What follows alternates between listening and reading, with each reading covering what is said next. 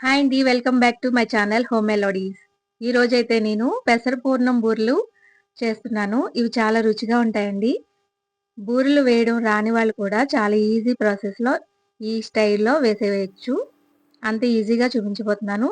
Okay. రెసిపీలోకి వెళ్ళిపోదామా మరి? ముందుగా అయితే ఒక గ్లాసు పెసరపప్పునైతే తీసుకున్నానండి. అది శుభ్రంగా కడిగి 1 అవర్ నానబెట్టాను. ఇప్పుడు మిక్సీ జార్‌లో అయితే బరకగా రుబ్బుకోవాలండి. ఇలా మిక్సీ జార్‌లో గ్రైండ్ చేసుకున్న తర్వాత ఇదిగో చూస్తున్నారు కదా! బరకగా ఉండాలనమాట. ఇలా బరకగా రుబ్బుకొని పిండినైతే వేరే గిన్నెలోకి తీసేసుకుంటున్నాను.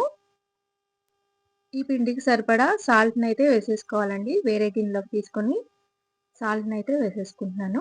పిండినంతా వేరే గిన్నెలోకి తీసేసుకొని ఈ పిండిని ఒక ప్లేట్ మీద గానీ, లేదంటే ఇడ్లీ పాత్ర ఉంటే ఇడ్లీ పాత్రలో గానీ వేసుకొని ఆవిరి మీద ఉడికించుకోవాలి. ఇక్కడ నేను తక్కువ క్వాంటిటీలో తీసుకుంటున్నాను కాబట్టి ఒక ప్లేట్‌లో దీన్ని ఇలా పలచగా పరుచుకొని వాటర్‌లో ఆవిరి మీద ఉడికించుకోవాలి. పెసరపప్పు కూడా త్వరగా నానిపోతుందండి. ఇది నానడానికి కూడా ఎక్కువ టైం అయితే పట్టదు. ఇలా ప్లేట్‌లో అయితే నేను ఇలా పరుచుకొని ఒక గిన్నెలో వాటర్ వేసుకొని ఆవిరి మీద అయితే ఉడికించేస్తున్నాను. చాలా తొందరగానే అయిపోతుందండి. పిండి రుబ్బుకోవాల్సిన అవసరం కూడా లేకుండా నేనిక్కడ మైదాతోనే చేస్తాను. తోపు పిండి కూడా. ఇలా ఒక గిన్నెలో అయితే నేను నీళ్ళేసేస్తున్నానండి. ఒక గ్లాసు నీళ్ళేసి అందులో స్టాండ్ పెట్టి ఈ ప్లేట్‌నైతే దాని మీద పెట్టుకొని ఆవిరి మీద ఉడికించుకుంటున్నాను. ఇలా కాకుండా ఇడ్లీ పాత్రలో కూడా ఉడికించుకోవచ్చు. చాలా తొందరగానే ఉడికిపోతుంది. ఒక స్పూన్ గానీ, చాకు గానీ తీసుకొని అలా గుచ్చితే అంటుకోకుండా ఉన్నది అంటే ఉడికిపోయినట్టండి. గ్యాస్ ఆఫ్ చేసి ఇది చల్లారబెట్టుకోవాలి. కొంచెం వేడిగా ఉన్నప్పుడే మనం దాన్ని పొడి పొడిగా చేసేసుకోవాలి. ఇప్పుడైతే తోపుపిండికి నేను ఒక గ్లాస్ మైదా తీసుకుంటున్నాను. ఆ గ్లాస్‌లోనే హాఫ్ గ్లాసు వరిపిండినైతే తీసుకొని సాల్ట్ వేసుకొని, కొంచెం బెల్లం వేసుకొని మరీ జారుగా కాకుండా, మరీ గట్టిగా కాకుండా కలుపుకోవాలి పిండినైతే తోపుపిండిని. ఇప్పుడైతే ఇది చిన్న పీసెస్ లాగా కట్ చేసేసుకొని ఆహ్, ఆ పెసరపప్పంతా ఇలా పొడి పొడిగా చేసేసుకోవాలి. ఆ వచ్చిన దాన్ని మళ్ళీ మిక్సీలో గ్రైండ్ చేసుకోవాలి. వేడిగా ఉన్నప్పుడే ఇలా మెదుపుకుంటూ పొడి పొడిగా చేసేసుకుంటే పొడిగా అయిపోతుందండి. ఆ వచ్చిన దాన్ని మళ్ళీ మిక్సీలో ఒకసారి గ్రైండ్ చేసుకుంటే సరిపోతుంది. పొడి పొడిగా అయిపోతుంది. మనం దానికి బెల్లం ప్రిపేర్ చేసుకోవచ్చు. చూస్తున్నారు గదా! ఇలాగా చేసుకోవాలి. చాలా రుచిగా ఉంటుందండి పెసరపప్పుతో బూరెలనేవి. ఈ తోపు వలన చాలా చాలా బావుంటుంది. బూరెలు బావుంటాయి. మిక్సీలో ఎక్కువ సేపు ఆడక్కర్లేదండి. ఒక 2 సార్లు కలిసేస్తే సరిపోతుంది. చూస్తున్నారు కదా! అలా పొడి పొడిగా అయిపోతుంది. అది ఒక గిన్నెలోకి తీసేసుకుందాం. ఇప్పుడైతే పాకం రెడీ చేసుకుంటున్నాను. ఒక గ్లాసు బెల్లం తీసుకుంటున్నాను. పెసరపప్పు ఏ గ్లాస్‌తో అయితే తీసుకున్నామో బెల్లం కూడా అదే క్వాంటిటీలో తీసుకోవాలండి. ఇప్పుడైతే నేను కొంచెం వాటర్‌గా వేసుకొని బెల్లం అంతా కలిసేలాగా కలుపుతున్నాను. కొంచెం తీగ పాకం వస్తే సరిపోతుందండి. బెల్లం అంతా బాగా కలుపుకున్న తర్వాత దాంట్లో ఎలాచీ పౌడర్ ఉంటే అది కూడా వేసుకోవచ్చు. నేను ఇక్కడ వేయడం మర్చిపోయాను.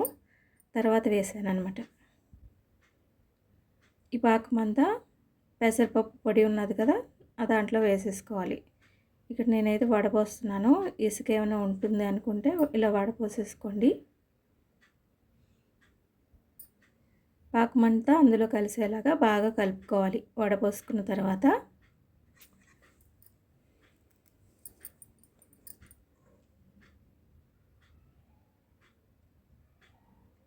దీంట్లో పచ్చి కొబ్బరి ఉంటే పచ్చి కొబ్బరి వేసుకోవచ్చు. ఎండు కొబ్బరి పొడి ఉన్నది నా దగ్గర. అది కూడా వేసుకోవచ్చు.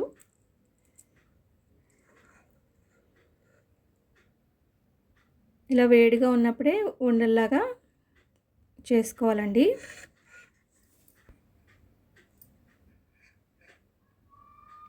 ఇక్కడ నేను ఎలాచీ పౌడర్ అయితే వేసేస్తున్నానండి. వేసుకొని బాగా కలుపుకోవాలి. ఎండు కొబ్బరి పొడి కూడా వేస్తున్నాను. వేసుకొని బాగా కలుపుకొని వేడిగా ఉన్నప్పుడే ఉండల్లాగా చేసుకోవాలి.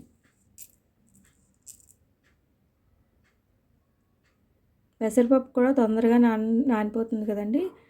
ఇది ఏదైనా స్వీట్ చేసుకోవాలి అనుకున్నా చాలా తొందరగా చేసేసుకోవచ్చు. ఇలా ఉండలు చేసుకొని అన్నీ కూడా ఇలా ఉండల్లాగా బాల్స్ లాగా చుట్టుకోవాలి.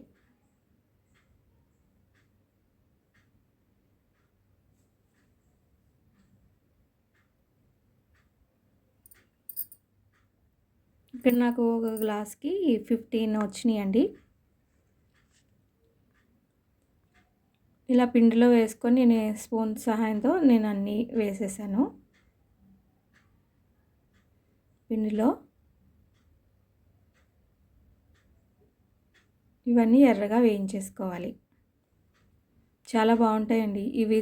తొందరగా కూడా అయిపోతాయి చేసుకోవడం కూడా. అందరికీ నచ్చుతాయి. ఒకసారి ట్రై చేసి చూడండి. వీడియో నచ్చితే లైక్ చేయండి, షేర్ చేయండి.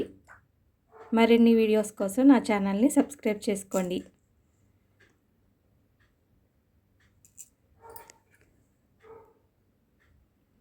ఈ తోపుపిండి ఎక్కువైపోయింది అనుకుంటే మనం దాంతో దోసలు కూడా వేసేసుకోవచ్చండి. మనం స్వీటు కొద్దిగా బెల్లం వేసాం కదా, కలర్ఫుల్గా బాగుంటాయి. దోసలు కూడా చాలా రుచిగా మెత్తగా వస్తాయి.